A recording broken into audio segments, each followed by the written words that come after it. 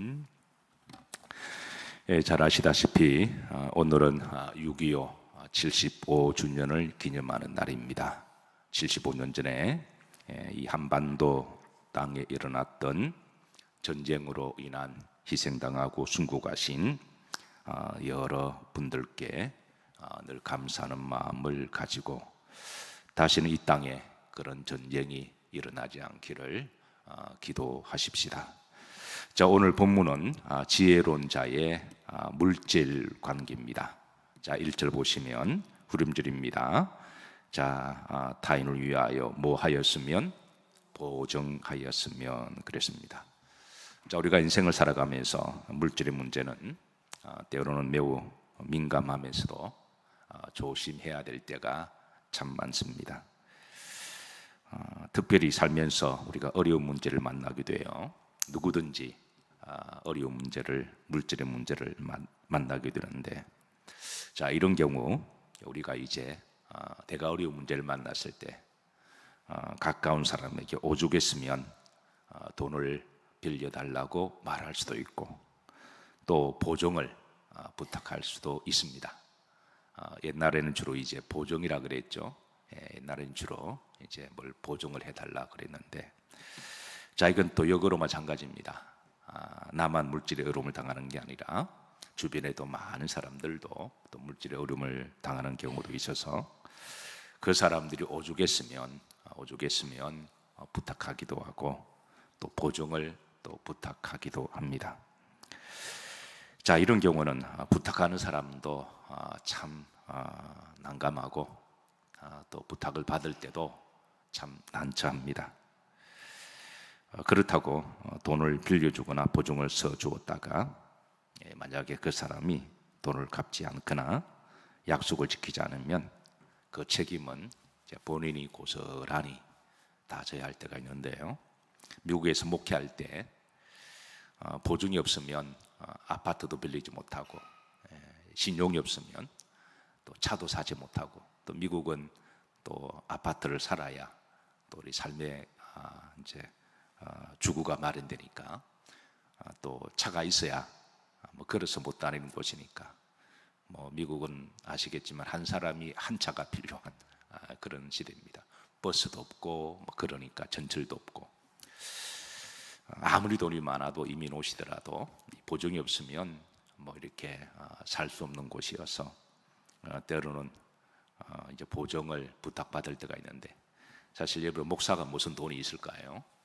목사는 하나님 일을 하는 사람이어서. 그런데도 목사에게 보정을 부탁하는 사람이 있을까요, 없을까요?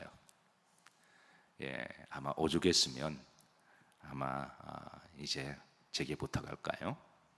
그래서 가끔 그런 분들이 계시는데, 자, 그렇게 이제 어쩔 수 없이 또 사정도 뭐 딱 하고 그래서 그분이 갚지 못하면 제가 다 이렇게 해야 되는, 그렇다고 제가 능력이 있는 것도 아닌데 오죽했으면 제게 부탁했을까 생각하고, 또 어떻게 보면 또 목회는 섬기는 일이라 또 이렇게 때로는 기도하다가 또 그럴 때가 있습니다. 자, 그렇게 되면 어떤 분은 정말 감사하게 생각하고 또 믿음 생활을 잘 하고 곧 하나님께 하는 거니까 그래서 아름답게 잘 마무리되는 경우도 있습니다. 그런데 그렇지 못하는 경우가 있을까요, 없을까요? 10명 가운데 한두 분은 꼭 어그러질 때가 있습니다. 그거는 그 사람이 나빠서가 아니라 부탁할 때는 진심이었는데 나중에 또 지나고 보니까 그게 돈이 거짓말을 하는 거예요. 사람이 거짓말하는 게 아니라 환경이, 형편이 이렇게 또 거짓말해서, 그래서 어쩔 수 없어서 제가 다 죗값을 내기도 하고 또 돈을 갚기도 하는 그런 일에 빠지기도 하는데요. 나중에 또 그렇게 되다 보면 이제 그분이 미안해서 또 교회도 안 나오는, 또 복이 미안하니까 아예 신앙생활을 그냥 접어버리는, 그래서 이런 일들을 겪으면서 다시 한번 하나님의 말씀의 지혜가 어떤 것인지 또 스스로 체득하기도 하고, 또 저는 목사니까 뭐 어떻게 하든 뭐 이제 시험을 약간 들었다가 다시 돌아오기는 해요. 그래도 목사니까 그래 오죽했으면 그랬을까 그리고 목사가 목회하면서 좀 손해 볼 수도 있지 그 생각하고, 그래서 이제 어떻게 그렇게 잘 무마하기도 하고 하는데, 이게 이제 성도 간의 관계는 또 다릅니다. 성도 간의 관계는 이제 그 물질 때문에 나중 인간관계도 그냥 깨어지기도 하고, 어떤 경우는 또 시험 들어서 교회를 떠나기도 하고, 어떤 분들은 당한 사람은 다시는 교회를 안 나가는, 그렇게 되면 이제 영적인 문제가 되는 거죠. 그럼 일단 약한 영이 역사한 건데, 그러면 그 물질 때문에 영혼도 이제 잃어버리게 되는 그런 안타까운 일이 있습니다. 그래서 이런 문제가 참 성도가 현실적으로 살아가면서 어떻게 하는 게 지혜로운 거냐, 이게 현실적으로 이제 이런 일들에 대해서 우리에게 일러주는 그런 말씀입니다. 사랑하는 성도 여러분, 오늘 말씀을 잘 들으시고 말씀을 통해서 지혜를 얻으시기를 주의 이름으로 축복합니다. 자, 우선 큰 틀로 보면 성경은 이렇게 우리들에게 레슨합니다. 자, 로마서 13장 8절에 그 답이 있습니다. 자, 합독합니다. 피차 사랑의 빚 외에는 아무에게든지 아무 빚도 지지 말라 그랬습니다. 이게 이제 큰 틀로 보면 사랑의 빚 외에는 빚 지지 마라. 그러니까 빚을 부탁하지도 말고 또 빌려주지도 말고, 그리고 나도 그러지 마라. 그런 말씀인데, 어떻게 보면 좀 매정할 수도 있어요. 어떻게 좀 매정하고 좀 무정하기도 하고, 어떻게 우리가 아는 사이가 얼만데 또 그렇게 해서 야속할 수도 있습니다. 그러나 만약 그런 것 때문에 이제 그게 얽히게 되면 나중에는 사람도 잃을 수도 있고, 물질, 돈만 잃는 게 아니라 물질도 잃어버리고, 그 다음에 뭐도 잃어버린다고요? 사람도 잊어버리고, 그 다음 뭐도 잊어버릴 수 있을까요? 믿음도 잊어버리게 됩니다. 그 사람 눈에 보니 어떻게 교회 나가요? 볼 때마다 천불이 나는데. 그리고 교회는요, 영적으로 참 묘하게 교회 떠나서 안에 다른 교회 가면 되지, 그거 쉽지 않습니다, 여러분. 다음에 믿지, 그거 쉽지 않습니다. 마귀가 한 영혼을 이렇게 시험 들게 해서 지옥 가게 하는 게 목적인데 그 틈을 가만히 둘까요? 어떤 사람은 그 틈만 딱 노려가지고 이단이 딱 도착. 참 이단들 타이밍 잘 맞춥니다. 어떻게 기가 막히게 알고 그때 탁 들어와서 야, 교회 다 그렇지 않냐 이렇게 해서 그 개인적인 사건을 일반화시켜서 마치 교회 전체가 문제가 있는 것처럼 그런 식으로 막 몰아가서, 야, 우리 교회는 이제 마리교회 이단입니다. 우리는 그런 거 없고 우리는 돈도 빌려줘. 뭐 그러면서 이렇게 하니까 홀라당 다 넘어가는 거죠. 그래서 어떤 식으로든 그렇게 해서 나중에 이제 교회를 떠나거나 다음에 믿지 그러면 이제 그 쉽지 않습니다. 그래서 나중에는 그 영적인 문제까지 발생하게 되는 그런 일이 있어서, 그래서 성경은 큰 틀로 여러분 혹이라도 오해하지 마세요. 이거 좀 매정하거나 무정하거나, 이거는 나나 상대를 다 두고 하는 말입니다. 그러니까 피차 서로 아무리 어렵게 힘들더라도 좀 그렇게 하지 말고, 그리고 상대가 아무리 어렵게 힘들더라도 좀 매정해 보이지만 그렇게 하지 마라. 우리가 져야 할 빚은 사랑의 빚이다. 우리가 사랑의 빚 외에는, 그러니까 물질적인 빚을 서로 얽히지 말 것을 큰들로 주고 있는데, 자, 여러분 이를 위해서 기도하시길 주의 이름으로 축복합니다. 그래서 평소에 어떻게 기도하시냐면, 그래서 솔로몬이 이제 이렇게 기도하죠. 전도서에 내가 물질이 너무 많아서 교만하지 않게 하시고, 왜냐하면 물질이 많으면 또 물질을 의지할 수 있거든요.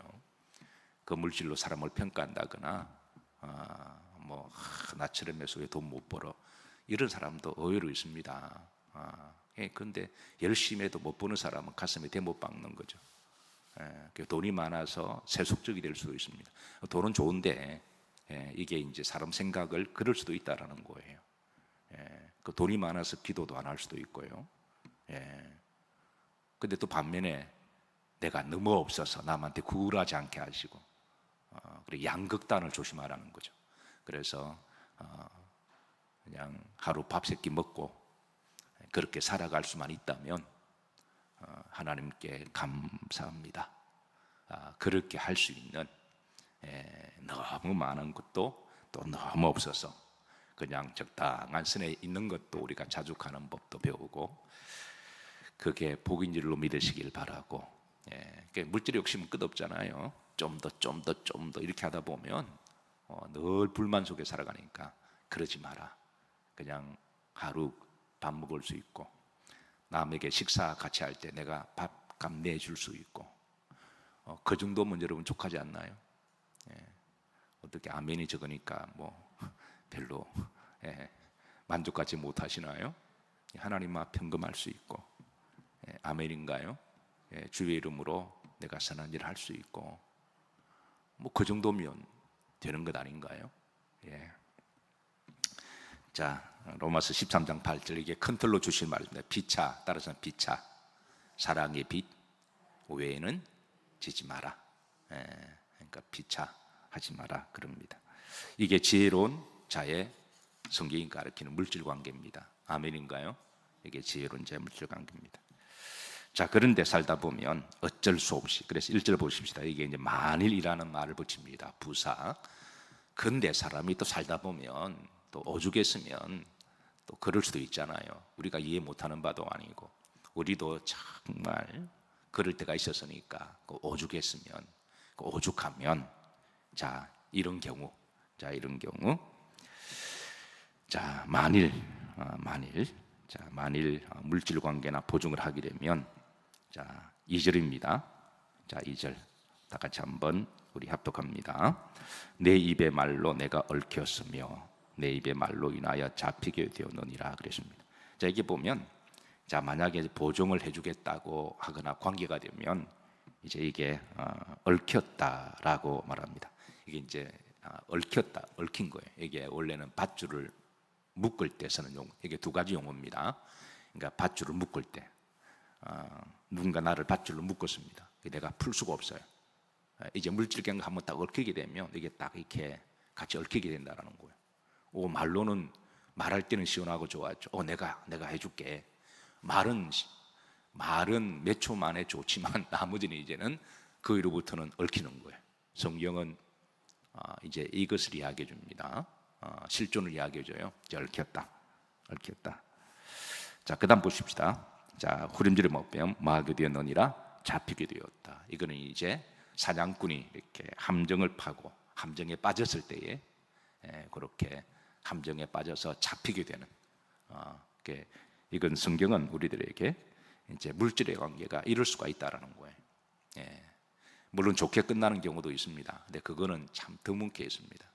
그거는 정말 그 양방 간의 관계가 인격적으로 굉장히 성숙하거나 그건 정말 성령 충만할 때 그건 잘 끝나지만 대부분 그렇지 않는 거죠.